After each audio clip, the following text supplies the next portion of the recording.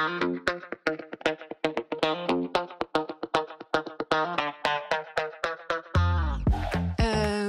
oui, moi je suis Maïna Le Thor, je suis infirmière, puère de formation, avec une expérience de nombreuses années en hématologie plutôt pédiatrique, avec des expériences sur le dispositif d'annonce et la coordination de greffe notamment, et depuis 2017, plutôt en charge de la coordination du dispositif régional AJA en région Bretagne. Je vais vous expliquer un petit peu comment il se déploie chez nous. Mais pour commencer, le temps que d'éventuels retardataires arrivent et pour se mettre dans l'ambiance AJA, je vous propose une petite vidéo de 3-4 minutes, juste pour se mettre dans l'univers des ados atteints de cancer globalement, parce qu'on n'est pas là sur une pathologie hématologique. Vous avez un cancer. Annulez tous mes rendez-vous. Il y a quelques années, il était en train de ma classe de première et terminale, je me suis fait retirer une grosseur qui paraissait bénigne, puis après analyse, on m'a appris que c'était une tumeur cancéreuse. J'avais un rhabdomyosarcome épiscrotal. Et là, j'ai tout de suite pensé à cette réplique du film 50-50. C'est pas de chance. Plus il y a de syllabes, plus c'est grave. Puis j'ai été confronté à mon deuxième choc. Et on a droit à cannabis thérapeutique en France? Non. Putain.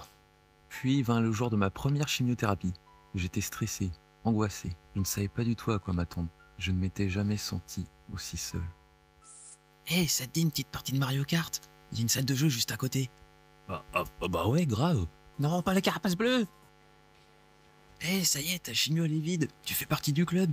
Oh ouais, ça y est, je me suis dépucelé de la chimio. Bah, tu t'es aussi dépucé du vomi. Après ça, j'ai commencé à subir les effets secondaires. Et faut dire qu'il y en a pas qu'un peu. Pour ma part, déjà, le plus connu, j'ai perdu mes cheveux adorés et une capacité bien pratique qui est de rester concentré plus de 5 minutes. Après ce temps, même en essayant, je retenais plus rien. Mon cerveau, il était parti en vacances. C'est les vacances. Bien parti cette année du bac.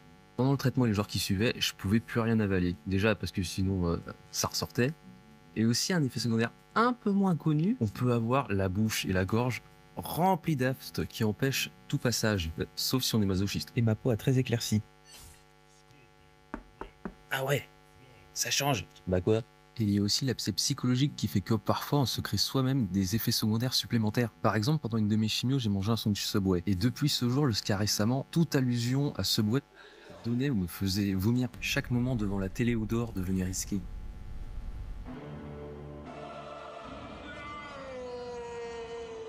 Quant à mes études, j'allais au lycée quand je pouvais, mais en fait j'étais pas très à l'aise à l'idée d'être chauve devant tout le monde, alors j'ai pris une perruque. Seulement, quand j'y allais, je me sentais un peu comme ça. Bien le bonjour à tous, mes chers camarades.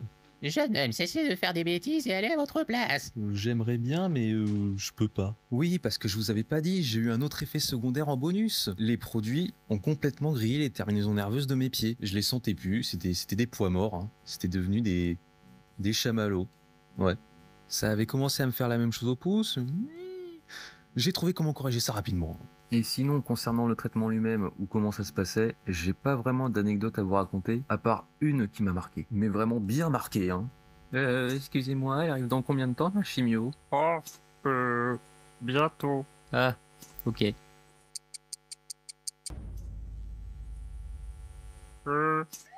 On a perdu votre chimio. À ce moment-là, je savais ce qu'il me restait à faire. Mais pour ça, j'allais devoir devenir quelqu'un d'autre. J'allais devoir devenir... Quelque chose d'autre. Alors, raconte-moi tout depuis le début. Vous savez, vous devriez pas fumer dans votre état, c'est très mauvais pour votre santé. Ta gueule. Alors, dis-moi ce qui se passe. Elle est passée où cette chimio? Tu l'as revendue à la mafia corse, c'est ça? C'est-à-dire qu'en fait, Eh merde. Pathétique. Oui, ça s'est vraiment passé comme ça, ok? Puis j'ai enfin fini ma dernière chimiothérapie. J'étais fou de joie. Je m'attendais à ce que mon retour se passe vraiment comme ça. Ah, c'est mon amour, Mais en fait, ça s'est plutôt passé comme ça. Bien bonjour à tous de nouveau, mes chers camarades. Ça va, bien ou bien? Le truc, c'est que quand on est en traitement, on fait que penser au jour où ça sera fini. On idéalise complètement ce moment. Alors quand ça arrive, on se dit que ça va être extraordinaire. Mais non, on tombe un peu des nues. Parce qu'en fait, c'est juste la vie normale qui reprend. Et c'est déjà pas si mal. Voilà, on arrive à la fin. Je suis désolé pour le son de ma voix, j'ai pas vraiment de matériel, je fais avec ce que j'ai sous la main. Si t'as aimé cette vidéo, tu peux t'abonner pour pas rater la prochaine. Et tu peux aussi mettre un petit pouce. Pourquoi il est bleu? Bref, je vais vous laisser maintenant parce que j'ai rendez-vous avec ma nouvelle médecin.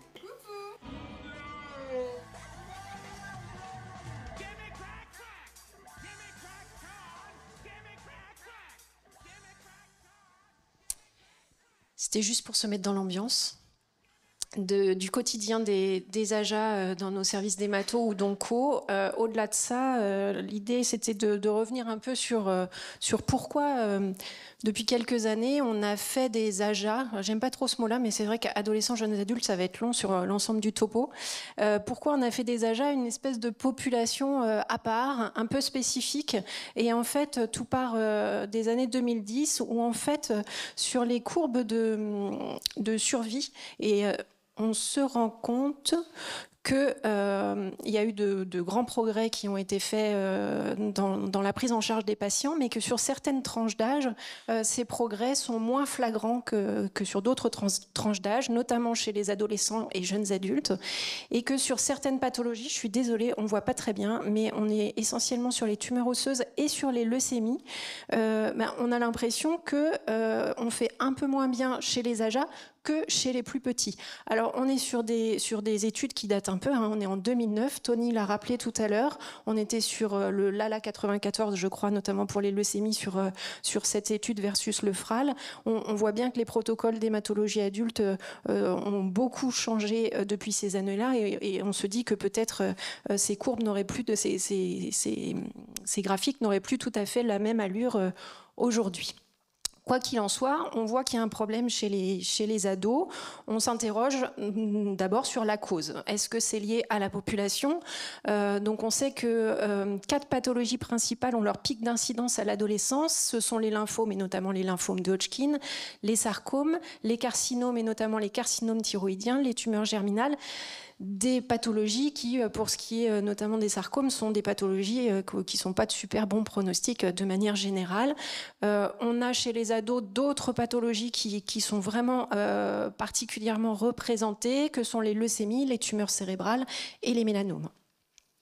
Est-ce qu'on fait moins bien chez les ados pour des raisons de biologie tumorale? Alors j'avais dans mes plaquettes la diapo que Tony nous a montré tout à l'heure sur les marqueurs de leucémie, mais je me sentais pas trop de vous la présenter parce que je maîtrisais pas trop. Par contre, je pense que sa version simplifiée avec rouge et vert, j'essaierai de lui récupérer, parce qu'on voit bien effectivement que sur cette tranche d'âge, la leucémie de l'ado, par exemple, c'est pas tout à fait la même que celle de l'enfant ni que celle de l'adulte, et ça peut expliquer ces résultats un peu différents. Toujours en lien avec la population, on peut s'interroger sur les caractéristiques psychosociales spécifiques de cette population, qui vont entraîner notamment des délais diagnostiques. C'est vrai qu'à l'adolescence, avoir une boule supplémentaire qui vous pousse dans le cou, on se dit que d'un autre côté, on a déjà un testicule qui grossit plus vite que l'autre ou un sein qui se développe plus vite que l'autre. Alors peut-être que la boule dans le cou, c'est normal et donc on ne va pas consulter tout de suite. Ou alors, on se rend bien compte que ce n'est pas normal, mais on n'est pas tout à fait à l'aise avec son corps et on préfère garder ça pour soi pendant un petit moment avant d'aller consulter. Ce qui fait qu'on a des délais diagnostiques un peu allongé, donc peut-être du fait des ados, mais peut-être aussi du fait des adultes qui les entourent, que ce soit leurs parents ou les praticiens qu'ils vont rencontrer, parce que clairement, à cet âge-là, la première chose à laquelle on pense quand un ado rentre dans un cabinet en disant qu'il est un peu fatigué, qu'il a des douleurs articulaires, c'est plutôt la fatigue liée au partiel ou les douleurs articulaires parce qu'il a enchaîné 4 entraînements de basket dans la semaine. On ne pense pas forcément leucémie tout de suite. Ce qui est décrit dans la littérature, c'est des différences d'observance thérapeutique avec peut-être une moins bonne observance thérapeutique chez les adolescents. En fait, ça ne s'avère pas forcément très vrai, c'est-à-dire qu'ils ont une moins bonne observance thérapeutique que les petits, mais les petits, en fait, quand papa et maman disent « tu prends tes corticoïdes », c'est pas tout à fait négociable, ce qu'on ne peut pas forcément faire de la même manière avec un ado, parce que quand on compare adulte versus adolescent, jeune adulte, il n'y a pas vraiment de décalage pour ce qui est de l'observance thérapeutique. Autre cause possible, ça peut être lié à l'organisation des soins, avec des ados qui vont être pris en charge sur cette tranche d'âge dans des lieux de soins très variables. Et moi, je ne suis pas trop dans la polémique unité adulte, unité pédiatrique, mais plutôt centre de référence ou pas centre de référence. Parce qu'on voit bien qu'au-delà de 18 ans, c'est des jeunes qui vont commencer à fréquenter un petit peu plus les CHP, les établissements privés, où là, on n'a pas forcément la même manière d'accompagner ces jeunes qu'en CHU ou en CLCC. Les traitements ne sont pas tout à fait les mêmes, ça on l'a vu déjà sur d'autres topos. Et puis en matière de recherche, c'est vrai que c'est une population qui est vraiment sous-représentée dans la recherche, notamment là aussi par rapport à la pédiatrie. Emmanuel Desande avait fait une enquête épidémio, enfin il en a fait plusieurs, mais la CADOBIS de 2018 montre en fait que chez les AJA, donc les 15-18 ans étaient inclus dans des essais thérapeutiques à plus de 40% versus les 19-25 ans à 17%. Donc on voit là qu'il y a un écart important en matière d'accès à la recherche. Bref, qu'on soit que les causes de ces différences de résultats soient liées à la population qui est spécifique ou à l'organisation des soins qui est très hétérogène, on voit bien que là, on a tout intérêt à faire en sorte que les équipes de médecine pédiatrique et de médecine adulte, entre guillemets, collaborent pour une prise en charge optimale de ces jeunes. Avec un double enjeu, c'est la prise en charge médicale optimale. Donc là, c'est vraiment le fait qu'on puisse échanger ensemble sur ces prises en charge, notamment dans le cadre des RCP avec des RCP mixtes. Et puis, c'est pouvoir permettre à ces jeunes de les maintenir dans leur processus de développement avec des axes très spécifiques d'action en lien notamment avec la formation et avec tout ce qui est social et financier. Donc, partant du constat que je vous ai dépeint tout à l'heure, il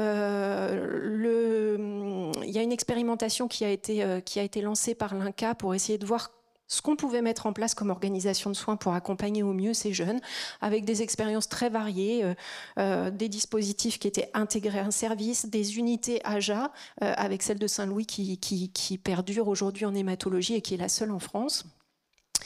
Et puis au final, on s'est dit que ce qui était le plus judicieux, vu le nombre de patients concernés aussi, c'était de mettre en place des dispositifs régionaux qui auront pour principale mission de recenser ces jeunes, parce qu'on ne sait pas toujours très bien où ils sont sur l'ensemble du territoire, du fait qu'ils soient pris en charge dans des établissements très très différents.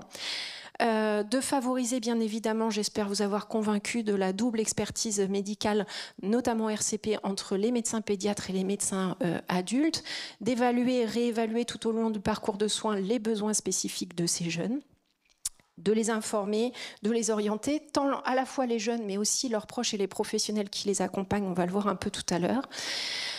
Certains parcours sont particulièrement complexes et ne sont pas le quotidien des équipes qui accompagnent ces jeunes, que ce soit des équipes pédiatriques ou des équipes d'onco ou hémato-adultes. Accompagner la transition, ça pourrait faire l'objet d'un topo en entier, la transition, donc on ne va pas développer ici, et favoriser la recherche. Donc pour avoir une idée, quand je vous disais, effectivement, ça représente assez peu de patients. On est sur 2000 nouveaux diagnostics de cancer chaque année sur cette tranche d'âge en France. Et en Bretagne, ça représente à peu près 300 jeunes qui sont répartis dans environ 13 établissements.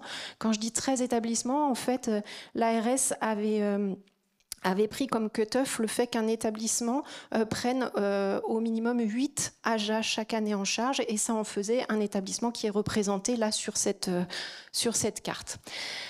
On voit bien qu'une majorité de ces jeunes sont dans le bassin rennais, ça c'est lié à la démographie de notre région, et puis au fait qu'on soit, comme Brest, mais de manière un petit peu plus importante, un foyer étudiant assez important. Et donc c'est pour ça que le dispositif s'est ancré plutôt pour la région Bretagne sur le bassin rennais.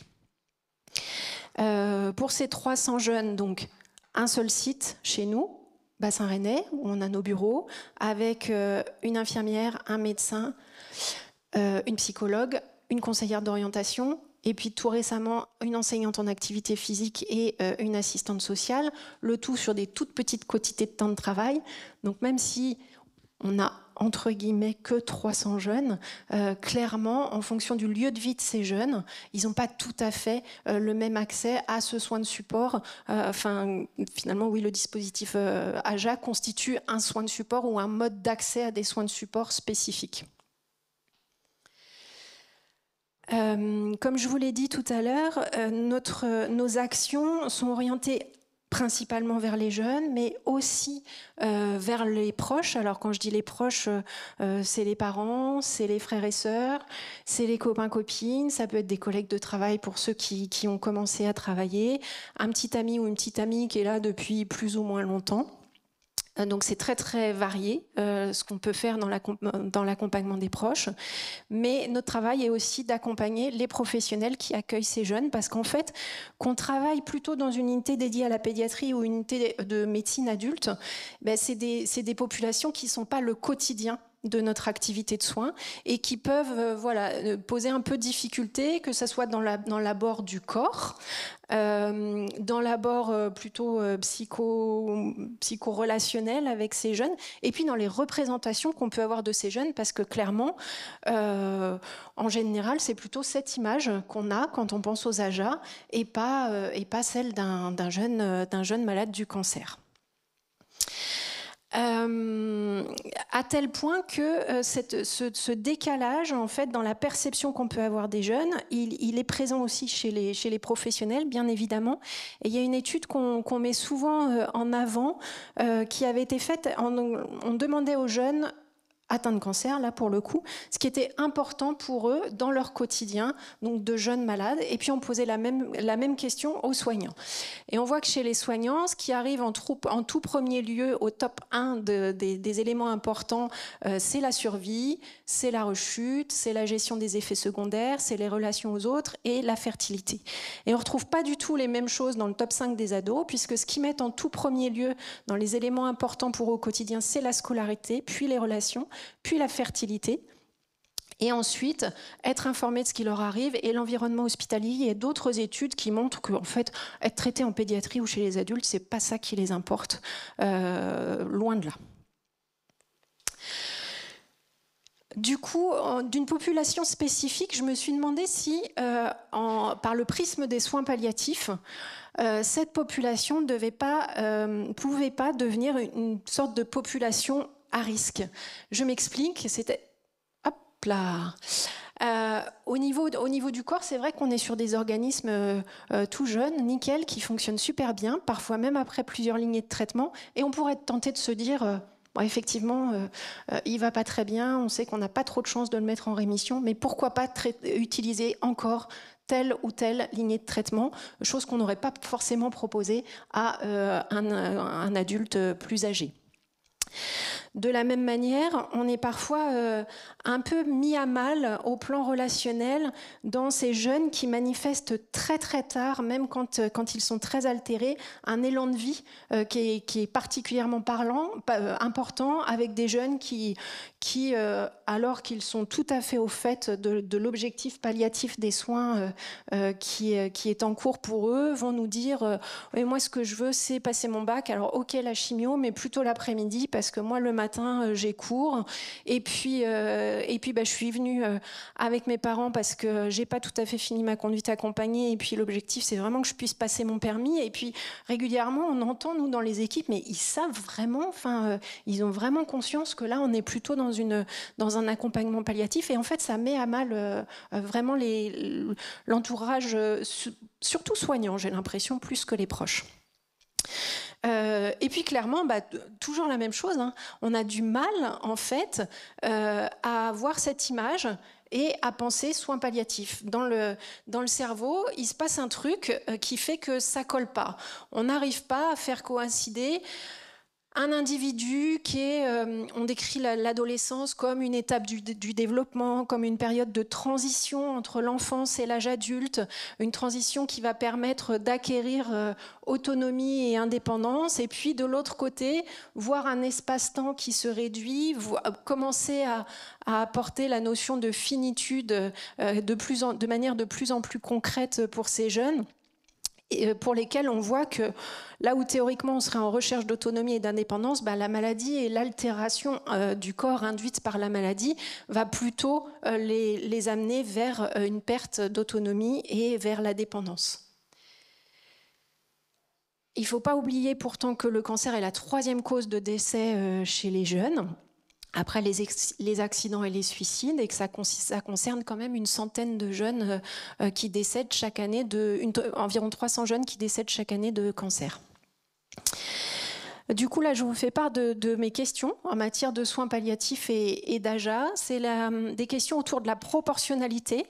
Ça, c'est ce qu'on retrouve dans la littérature. En fait, qu'il y a plus de traitements spécifiques dans le dernier mois, voire donc traitements spécifiques du cancer, dans le dernier mois de vie, voire dans les derniers jours de vie des AJA versus les sujets plus âgés. Donc je m'interroge sur la notion éventuelle de proportionnalité ou plus clairement d'acharnement thérapeutique. Que ce sont des jeunes qui vont présenter plus de symptômes réfractaires. Là aussi, on est dans des éléments de littérature avec une symptomatologie plus importante chez les jeunes versus chez les plus âgés. Et puis un risque de mésusage thérapeutique. Volontairement, je ne vous ai pas parlé d'addiction ici, mais on pourrait aussi en parler. Dans le cadre des soins palliatifs, la question qui me vient, c'est « et alors ?» Par contre, une symptomatologie plus réfractaire, ça m'embête, qu'on n'arrive pas à prendre en charge de la même manière les sujets les plus jeunes versus les sujets les plus âgés. Donc ça peut être en lien avec l'épidémiologie des pathologies. On sait notamment que sur les sarcomes, on a des douleurs qu'on a beaucoup plus de mal à juguler, mais on sait aussi en hématologie que la leucémie qui métastase au niveau des méninges, ça fait quand même super mal. On a aussi pas mal d'exemples de situations douloureuses dans le cadre de l'hématologie. Autre question qui revient souvent quand on parle d'AJA et de soins palliatifs, c'est les proches. D'abord parce qu'ils sont super nombreux, donc ça demande du temps aux équipes que d'accompagner les proches aussi. Et puis que on ne sait pas toujours comment faire, comment on se positionne par rapport aux parents, comment on se positionne par rapport à un ou une petite amie qui parfois est dans le décor depuis 3-5 ans et qui parfois est dans le décor depuis 3 semaines et que visiblement pour ce jeune ça a exactement la même importance. Comment on se positionne quand on a la moitié de la classe qui débarque dans le service pour une soirée pizza avec un jeune, c'est pas toujours tout à fait compatible avec le fonctionnement des unités d'hématologie. Comment on gère les grands-parents qui n'en finissent pas de nous dire que quand même c'est pas juste et que c'était à eux de partir les premiers et pas à leur petit-fils ou petite-fille. Voilà, tout ça, ça fait des éléments quand même de spécificité aussi dans l'accompagnement de ces jeunes. Donc il y a leur nom, mais il y a leur place et leur rôle, et ça c'est des choses qui reviennent très souvent aussi. Ces fichus parents, qu'est-ce qu'on en fait ? Pourquoi on n'arrive pas à se comporter de la même manière avec les parents d'un jeune de 17 ans et les parents d'un jeune de 19 ans. Il ne faut pas oublier qu'au-delà de leur rôle de représentant légal, ces parents, ils ont un rôle aussi. Ils ont surtout le rôle que les jeunes veulent bien leur donner. Et quelquefois, ils ne veulent pas leur donner le rôle de personne de confiance. Et quelquefois, systématiquement, quand on est avec des jeunes, notamment les plus jeunes de cette tranche d'âge, d'abord, on ne pense pas toujours à penser de la notion de personne de confiance. Et puis quand on y pense, on se dit que ça va de soi, finalement, puisqu'ils viennent toujours en consultation avec papa ou maman. Donc ça va de soi que papa ou maman est la personne de confiance. Mais ça va pas toujours de soi, bien loin de là.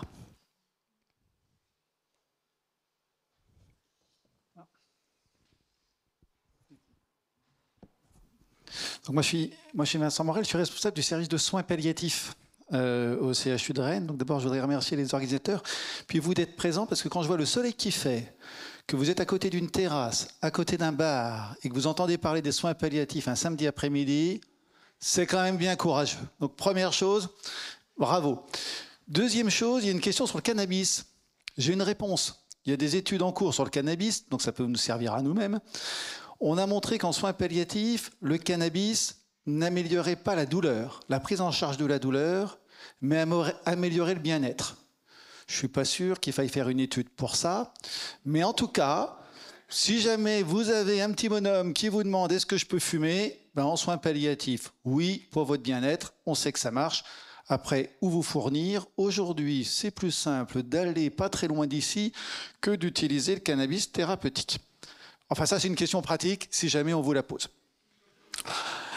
Autre élément auquel j'ai pensé, mais il y a quelque temps, quand on m'a invité, parce que moi, je travaille dans le monde de l'adulte, donc des jeunes, j'en rencontre un petit peu, mais moins que Maïna et probablement moins que vous. Et puis, récemment, pas plus tard que cet été, j'ai eu à connaître d'une situation et à rencontrer un jeune adulte qui a une vingtaine d'années, quelques-uns dans la salle reconnaîtront peut-être l'histoire, qui a eu, dans sa vie d'adolescent, qui a fait un sarcome, qui malheureusement a été en échec, qui a évolué.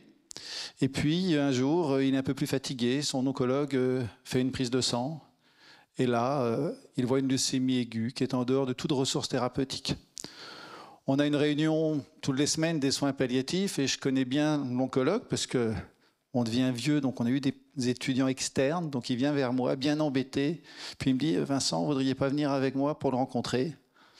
Je dis « Je veux bien », mais en fait, j'avais aussi autant les pétoches que lui, même avec plein d'expérience. Et donc, l'idée que j'ai envie de déployer avec vous, c'est en fait, pourquoi est-ce difficile d'envisager la fin de vie d'une personne, qu'elle soit jeune ou plus âgée? Parce qu'en fait, la notion de jeunesse dépend quand même de l'âge de l'orateur.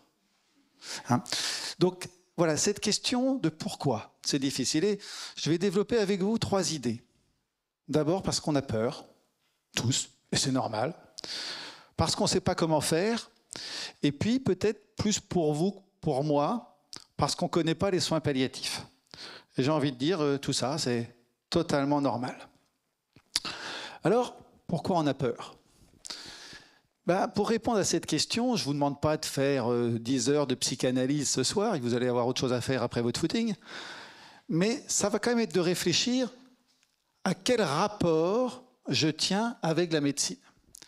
C'est-à-dire que certes, on est des médecins qui sommes là pour faire en sorte que nos patients ne décèdent pas, qu'ils aillent mieux, et néanmoins, comment on réfléchit cette fonction médicale? Alors l'avantage quand je suis d'être médecin de soins palliatifs, c'est que tous les patients que je rencontre, je ne vais pas avoir cet objectif.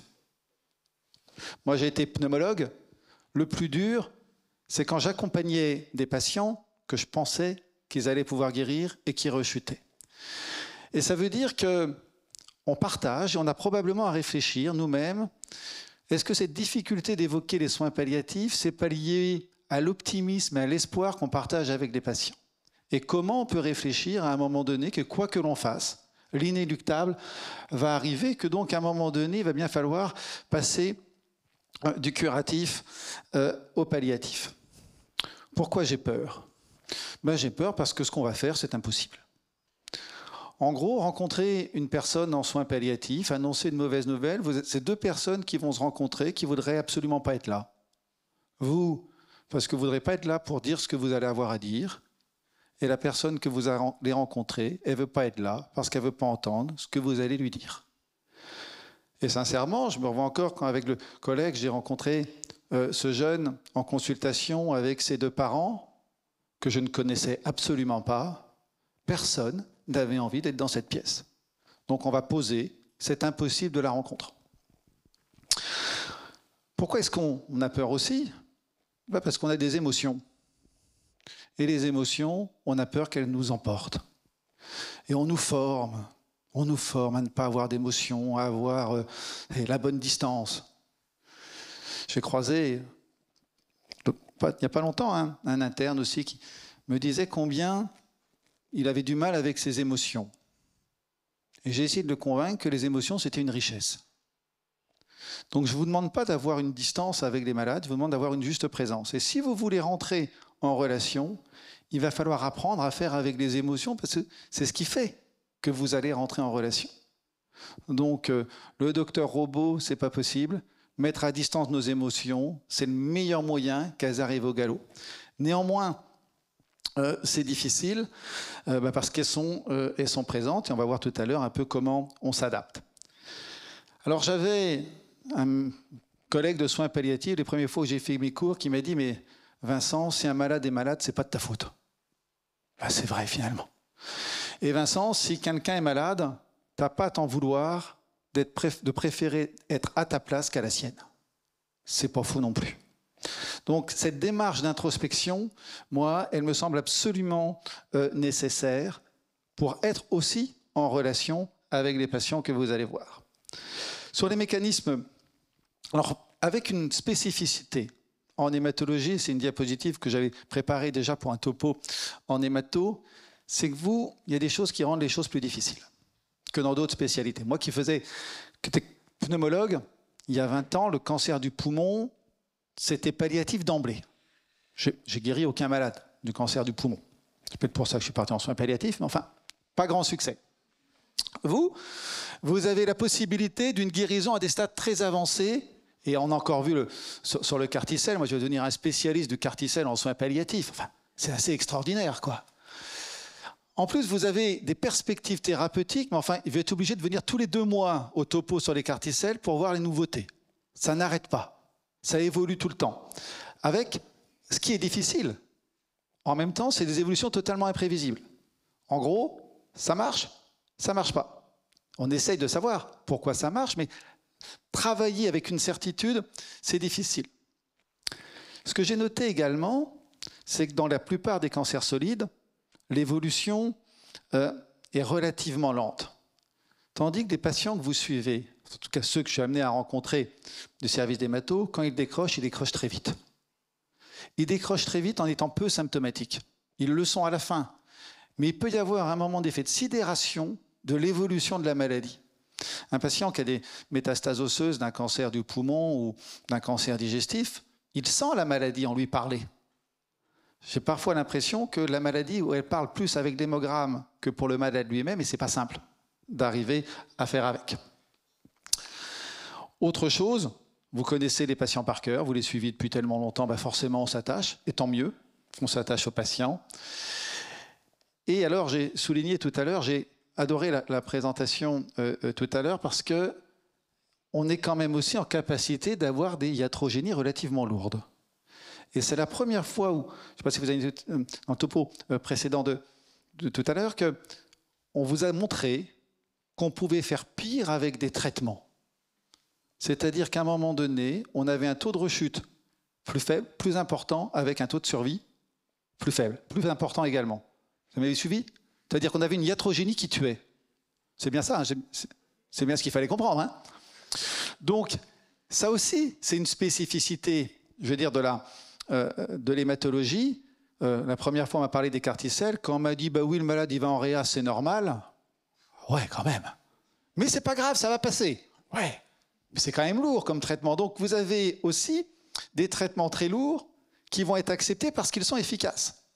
C'est-à-dire, s'ils ne sont pas efficaces, vous n'allez pas les faire. Donc ça, à mon avis, c'est des éléments de complexité de l'hématologie qui ne sont parfois pas très bien compris par les équipes de soins palliatifs qui ne travaillent pas souvent avec vous. Parce que là, il y a des spécificités à prendre en compte. Alors, pour réagir, je vous ai mis un petit rappel sur les mécanismes psycho-adaptatifs pour venir sur un. C'est l'identification projective, c'est la projection. N'oubliez jamais que quand vous voyez un patient, vous voyez un peu de vous-même. Alors, moi, un peu moins quand je vois un jeune de 20 ou 21 ans. Mais je vois mes enfants. Bon, quand je vois quelqu'un de 50 ans, je me vois moi-même. D'accord ? Mais à chaque année, d'ailleurs, on évolue. Mais on se projette. Et ça, la projection, c'est un mécanisme obligatoire et inhérent. Il faudra apprendre à faire avec vos projections. Alors, je passe rapidement sur les autres mécanismes, mais qui montrent que dans la relation, on va s'adapter. Je voudrais simplement dire qu'un mécanisme d'adaptation, c'est ce qu'on fait pour tenir une situation impossible.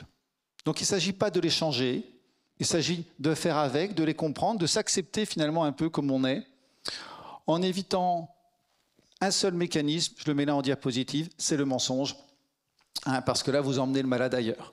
Donc, si un jour un malade vous pose une question qui vous met dans un corner, que vous ne savez pas comment faire, je préfère que vous partiez en fuyant plutôt que de mentir. Mais ça m'est arrivé aussi de mentir, donc ça nous arrive tous. Hein. Donc j'ai peur. Ensuite, je ne sais pas comment faire. Moi, ce jeune homme que j'ai rencontré, je ne le connaissais pas. Alors, en plus, je je vais vous dire sincèrement, j'ai rien compris à son histoire de la maladie. C'était presque un avantage. C'est que quand je l'ai rencontré, je n'ai pas parlé de la maladie, j'étais incapable d'y comprendre quoi que ce soit. Enfin, un petit peu, mais pas tant que ça.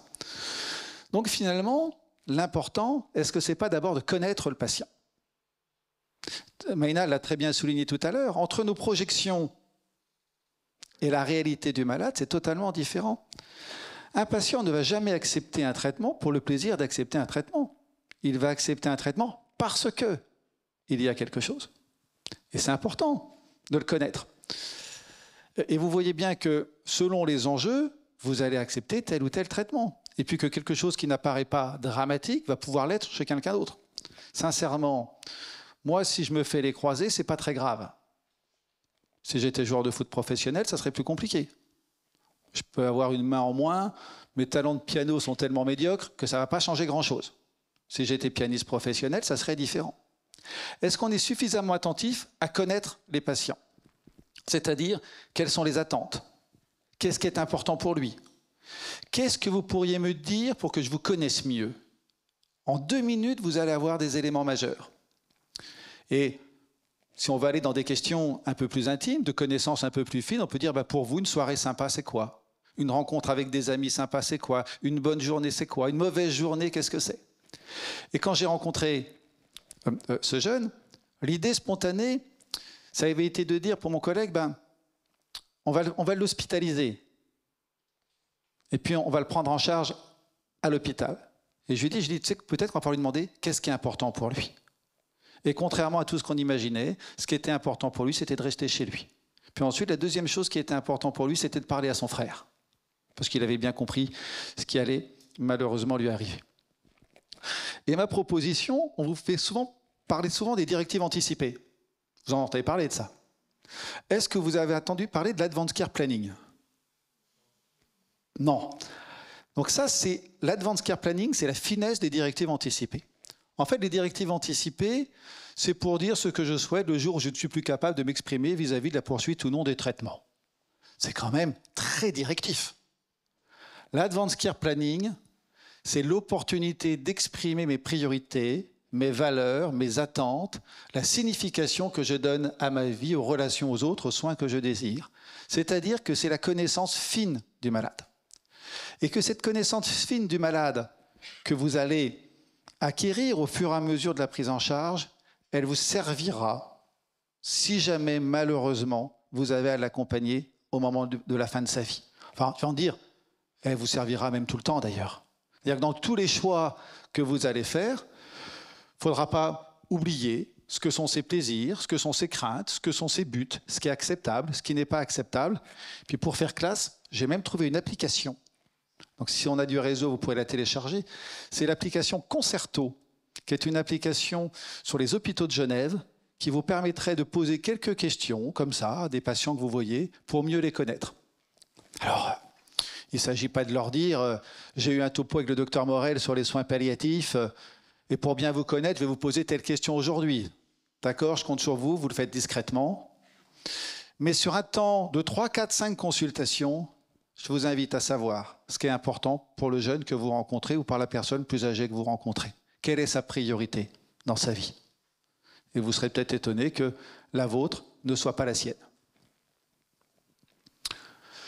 Alors ensuite, je ne sais pas non plus comment faire, parce que vous allez vous retrouver dans des situations extrêmement complexes qui est d'apprendre en situation d'incertitude. Et ça, c'est compliqué. Et en soins palliatifs, ça l'est encore plus. Et encore plus quand on ne sait pas de quoi est fait l'avenir. Alors on pense, moi j'ai pensé pendant souvent, que notre décision médicale était rationnelle, basée sur des belles courbes de survie, même avec du doute ou pas de doute. Et que la décision médicale était une décision de relative certitude, une décision relativement intellectuelle. J'ai demandé à des étudiants en médecine de me dire tous les éléments qui, selon eux, influençaient une décision. Ce qui est essentiel, c'est de voir tout ce qui vous concerne.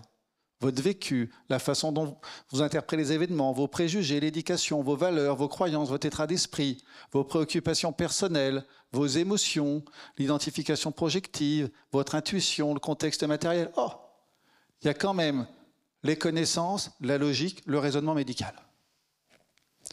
Et puis, il y a nos collègues qui vont influencer la vie des autres, l'effet de groupe, les émotions, le nombre. Étudiez un peu un staff à un moment donné, une RCP. C'est excellent de voir les décisions dans les RCP, quoi. Enfin, le premier dossier et le dernier, ça n'a rien à voir. À un moment donné, le chef de service le plus gentil qui soit commence à dire quelque chose, tout le monde va dire comme lui. Je caricature. C'est ce que je voyais un certain temps, mais ça, c'est excellent, c'est à voir. Le patient, bien sûr, va influencer. La société aussi va influencer. Et donc, vous allez avoir à décider dans des situations d'incertitude. Et autour de la question de la fin de vie, c'est encore beaucoup plus compliqué parce que là, je ne sais pas si je peux vous rassurer ou pas, mais en soins palliatifs, je n'ai aucune courbe avec du Kopelin-Mayer. Je n'ai pas de courbe de survie, je n'ai pas des petits P, je travaille qu'avec du doute. Et le meilleur moyen quand on travaille avec du doute, c'est de revenir au patient. Un autre élément, on a peur, on ne sait pas comment faire et on ne connaît pas. Donc vous ne connaissez pas les soins palliatifs, donc je vais vous annoncer un scoop. Je n'ai jamais tué un malade. J'ai pu rater des trucs, mais les soins palliatifs, ce n'est pas mortel. C'est-à-dire que évoquer les soins palliatifs ne va jamais faire de mal. Il a fallu qu'on le démontre. Alors c'est pas... J'attends de faire l'étude en hémato, mais là, celle-là, elle vient en pneumo, où on avait regardé 2 groupes de patients, des patients qui avaient des soins palliatifs précoces, c'est-à-dire au début du diagnostic. Bon, ça, à l'époque, hein, c'était il y a 15 ans, tous les cancers du poumon métastatiques étaient palliatifs d'emblée. Certains avaient eu une démarche palliative précoce et d'autres, c'était habituel, donc des soins palliatifs assez tard, comme on peut voir quelquefois, malheureusement, dernier jour de vie, chez certains collègues, peut-être même après le décès, parce que tellement oiseau de mauvais pronostic. Et on a regardé. La qualité de vie, elle est meilleure avec les soins palliatifs. Bon, ben, c'est pas mal. La charge en traitement, ça c'était essentiel dans ce travail, c'est qu'on s'est aperçu que les patients avaient la même charge de traitement, mais moins de traitements lourds en toute fin de vie. En gros, il n'y avait pas de perte de chance. Je pense que Roch qui est là, c'est aussi que quand on nous appelle en équipe mobile, on n'est pas ceux qui demandons d'arrêter les traitements. Il y a même, j'ai souvenir d'une fois où j'ai insisté pour qu'un patient ait un traitement spécifique. Donc on n'est pas là pour arrêter les traitements. On est là pour tenir une hypothèse qui est que le patient puisse décéder, et donc d'arriver à faire avec le patient aussi bien s'il vit qu'aussi bien s'il ne vit pas. Et dans cette étude publiée en New England, on s'est aperçu que les patients qui avaient des soins palliatifs précoces vivaient 3 mois de plus que les patients qui avaient eu les soins palliatifs standards. À l'époque, les 3 mois faisaient aussi bien que les dernières chimiothérapies qui sortaient, avec un peu moins d'effets secondaires. Sûrement. Petite et chose importante, c'était l'étude de faisabilité. Quand on regardait l'acceptabilité de l'intégration précoce des soins palliatifs, pour qui était-ce le plus facile d'accepter les soins palliatifs? Alors, entre les malades, les infirmières, la famille et les docteurs. Les malades. Pour qui c'était le plus difficile? Les docteurs. Qui est-ce qui proposait les soins palliatifs? Ouais, enfin, les docteurs. Enfin, bon, non, cassez pas mon truc là. C'était les docteurs. Donc ça veut dire que pour ceux qui c'était le plus difficile, c'était à eux de proposer. Parce qu'on a nos projections, parce qu'on a nos angoisses. Si bien qu'aujourd'hui, les soins palliatifs, c'est dans les standards d'une prise en charge précoce. Voilà. Il faut initier les soins palliatifs précocement. Alors vous allez me dire, quand est-ce qu'il faut appeler une équipe de soins palliatifs ou quand est-ce que vous allez allumer la lumière des soins palliatifs, parce qu'après, je vous fais confiance, il n'y a pas de souci, vous savez faire. Alors là, je vais vous proposer une question hyper compliquée. Serais-je étonné si mon patient décédait dans l'année? Je pense que durant votre internat, vous avez des trucs plus compliqués à apprendre que ça. Je vous le dis tout de suite, ça n'a aucune valeur prédictive. Sensibilité, spécificité, c'est très mauvais. En plus, ça a été testé dans les cancers solides, donc je ne sais même pas ce que ça vaut en hématologie. Et puis quand je vois les évolutions thérapeutiques, les succès possibles, c'est éminemment compliqué. Néanmoins, l'intérêt de cette question, c'est que ça nous oblige à travailler avec le fait que la fin de vie est une hypothèse. La fin de vie comme une hypothèse et pas comme une perspective. Cette phrase, elle est celle de ma cadre, d'Elisabeth qui a travaillé en hémato. C'est-à-dire que l'intérêt de la démarche précoce en soins palliatifs, c'est d'oser mettre l'hypothèse que la fin de vie est possible. Mais ce n'est pas votre perspective. La perspective reste que le patient s'en sorte. Je ne sais pas si vous voyez la petite nuance du jésuite. Hein? Bon. Donc en tout cas, je vous invite, qu'il soit jeune ou pas jeune, à penser cette phrase. Parce qu'on a aussi une difficulté, c'est que chez le jeune, c'est encore plus dur d'y penser. Mais est-ce que c'est parce qu'on est jeune qu'on ne doit pas bénéficier des progrès que représente l'approche de la fin de vie? Est-ce que c'est parce qu'on est jeune qu'on doit subir un acharnement thérapeutique que quelqu'un d'autre n'aurait pas eu? Je me méfie sur la notion d'âge, que l'on soit jeune ou que l'on soit vieux. Parce que de temps en temps, on me fait faire un propos à l'inverse. On me dit, est-ce qu'on ne pourrait pas comparer les vieux aux jeunes, personnes âgées aux jeunes? Et là, on a un risque de vieillisme, c'est-à-dire de considérer que parce qu'il n'est pas âgé, on ne fait pas. J'ai souvenir un jour, quand j'étais, il y a un temps ancien, un patient qui avait deux femmes qui avaient un mésothéliome, c'était des copines. Elles se connaissaient bien, elles avaient 15 ans d'écart. Elles ont fait malheureusement exactement la même maladie. Une, parce qu'elle était jeune, avait bénéficié d'une pneumonectomie avec une pleurectomie, donc ils avaient tout enlevé. Parce qu'elle était jeune, elle avait eu la radiothérapie. Parce qu'elle était jeune, elle avait eu la chimiothérapie. Sa copine, parce qu'elle était moins jeune, on l'avait laissée tranquille. Cette jeune femme, parce qu'elle était jeune, est morte dans des conditions nettement pires que son amie, parce que quand elle a fait l'épanchement pleural contralatéral, elle n'avait plus qu'un seul poumon. Et elle avait eu tous les effets de la radiothérapie et de la chimiothérapie. Et quand vous regardiez le dossier, c'était simplement parce qu'elle était jeune. Alors bien sûr que quand on a des jeunes, on a des facteurs de pronostic. Et là, on arrive aux conséquences d'être jeune. On n'arrive pas simplement à l'âge. Mais je vous ai dit combien c'est aussi plus difficile et plus inacceptable le décès probablement d'un enfant, d'un adolescent, mais que ce caractère inacceptable ne doit pas nous empêcher non plus de proposer un accompagnement ou de s'investir dans un accompagnement. Puis quand ça devient difficile après, on est entre nous pour se soutenir. Alors derrière, simplement pour vous dire qu'il n'y a pas de différence dans la prise en charge pour moi en soins palliatifs ou une prise en charge en fin de vie entre une personne jeune, une personne très jeune, un enfant, un adulte ou quelqu'un de plus vieux. L'idée est la même. Centrez-vous autour du patient. Qu'est-ce qui est important pour lui et comment faire avec lui, sachant que l'idée à ce moment-là, si ce n'est pas la guérison, moi je dis toujours, c'est que son temps à vivre soit le plus long possible et le mieux possible. Parce que les malades, ils nous demandent à vivre le plus longtemps possible. Alors, pour finir, quelques messages clés.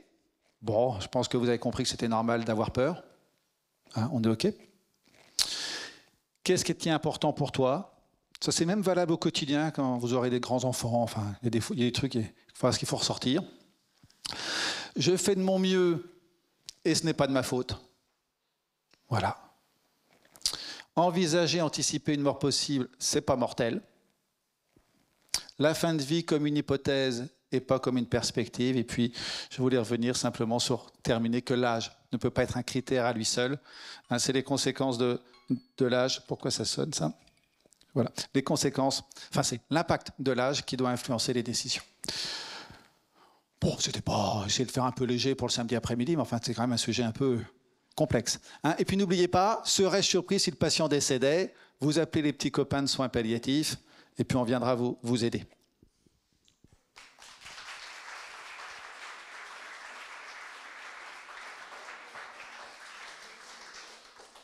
Merci beaucoup à vous deux. C'était vraiment très intéressant, très enrichissant d'avoir cette discussion. Est-ce qu'il y a des questions dans la salle? Oui.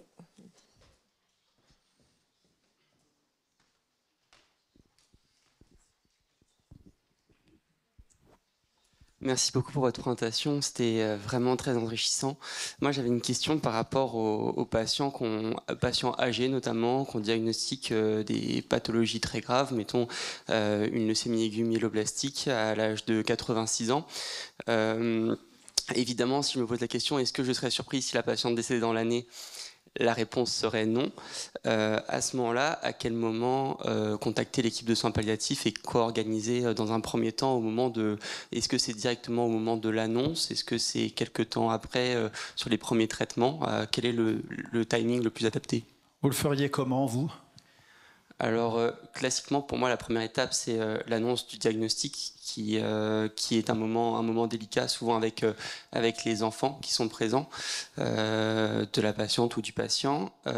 Expliquer qu'en effet, c'est une pathologie grave avec une mortalité importante et des perspectives de guérison qui n'existent pas. Et donc, il va falloir vivre avec la maladie les mois à venir. Et donc, voilà. Par contre, je ne leur parle pas de soins palliatifs dans un premier temps. Non. Là, vous avez fait le plus dur, vous n'avez plus qu'à finir. Et l'idée, c'est de vous inviter à dire que vous avez l'habitude de travailler avec des personnes qui vont s'inscrire dans cette démarche et qui vont faire en sorte que ce temps soit le mieux possible. Vous formulez comme vous pouvez. Mais de dire que c'est une habitude. C'est-à-dire que habituellement, vous travaillez, nous on va très souvent en hémato, donc ça s'inscrit dans une habitude. Et l'intérêt, c'est que souvent, alors c'est les chirurgiens souvent qui nous font plus le coup, c'est chirurgie versus rien. Non, c'est chirurgie versus soins palliatifs. Et si vous avez posé la question au patient avant de qu'est-ce qui est le plus important pour elle ou pour lui, à 95%, il vous donnera une réponse sur laquelle vous pourrez vous appuyer pour appeler l'équipe de soins palliatifs. Imaginez par exemple que la personne dise « Moi, ce que je veux, c'est pas avoir mal. Super, j'ai une équipe. Moi, ce que je veux, c'est être à la maison. Super, j'ai une équipe. Moi, ce que je veux, c'est écrire mes directives anticipées. Super, c'est une équipe. » C'est la même, elle ne le sait pas. D'accord? Mais l'intérêt, c'est que vous allez répondre à son besoin. Et nous, on va venir pour répondre à son besoin. Vous voyez l'intérêt de connaître? C'est fait pour ça. Je veux faire du piano. Super, je connais. Non, c'est pas. Ça a répondu à votre question? Oui, merci beaucoup. Et on peut faire des consultations ensemble.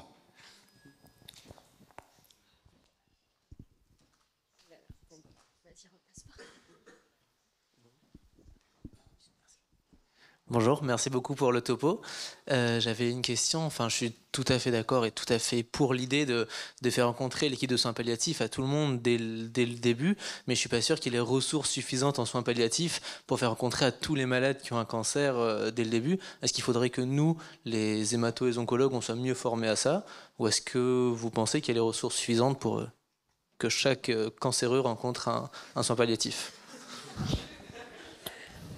Alors, les deux, en général, pour être mieux formé, c'est pour ça que je viens vous voir cet après-midi quand même. On est d'accord? Heureusement. Pour que vous gagniez un peu en autonomie. Mais c'est aussi la question des équipes avec lesquelles vous allez travailler, de prioriser, de savoir comment faire. À la question « serais-je surpris ?», la réponse n'est pas forcément d'appeler une équipe ressources. C'est vous d'allumer la lumière et de dire « tiens, effectivement, peut-être qu'il va décéder, alors comment je fais les deux hypothèses? C'est-à-dire, s'il s'en sort, super, s'il ne s'en sort pas, j'aurais aussi mis des choses en place. Et à un moment donné, peut-être tôt, je ferai intervenir les équipes de soins palliatifs. Ça peut être aussi l'occasion d'appeler le médecin traitant, parce que lui aussi, il va pouvoir déclencher. Donc, vous voyez, en fait, vous allumez la lumière, et puis vous faites appel aux équipes de soins palliatifs ou à des collègues. Enfin, Mais l'organisation des équipes, enfin, je ne sais pas où vous travaillez, où vous êtes? À Lyon. À Lyon. Vous appelez Alice Perso, là, toutes les équipes de Lyon. Puis vous leur dites que c'est moi, donc elle viendra. Je retiens bien. Merci beaucoup.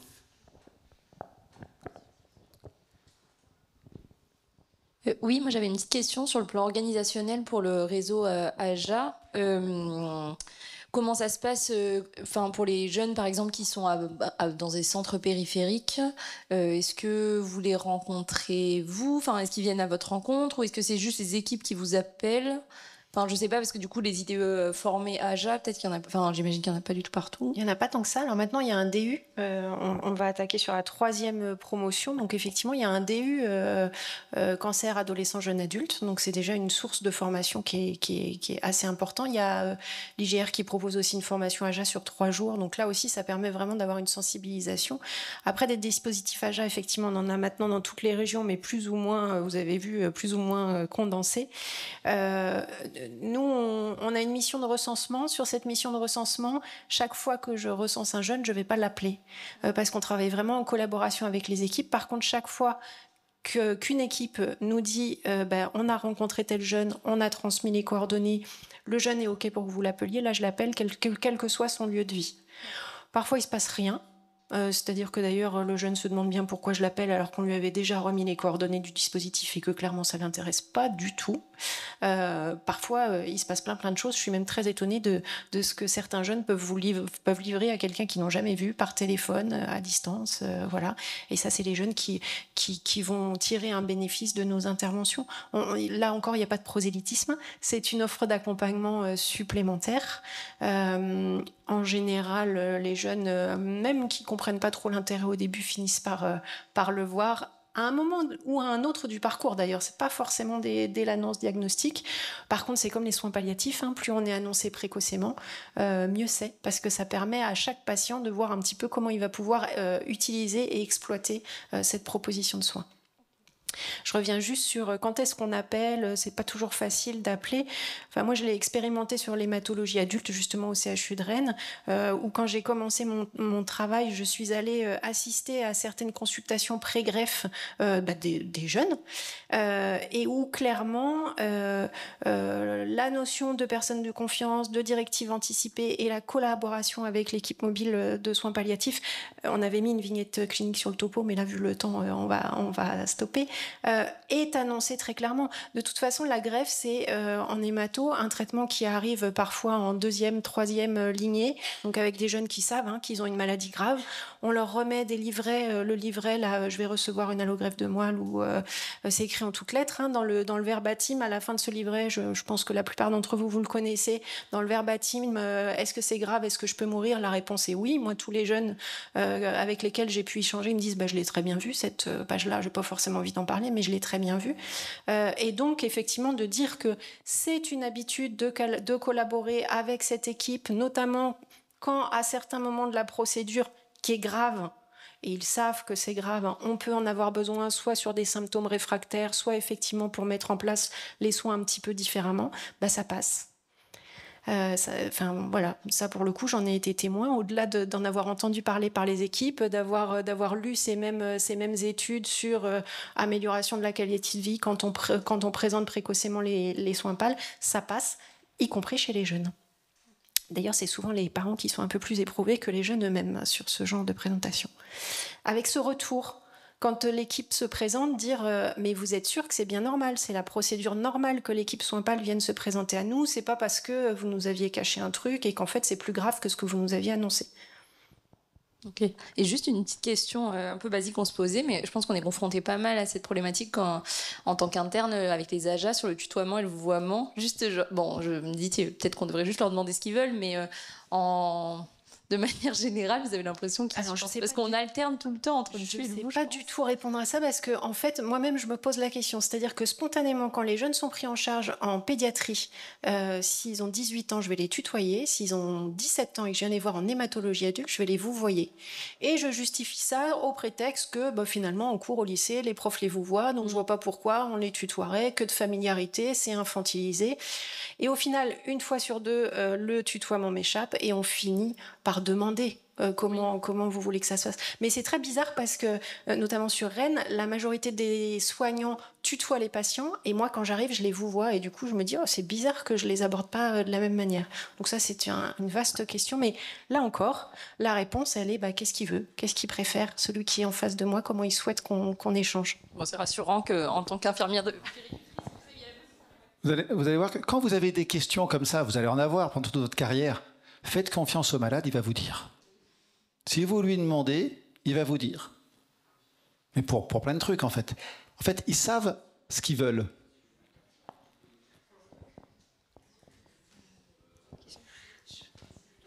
Julien. Bah, merci beaucoup à tous les deux.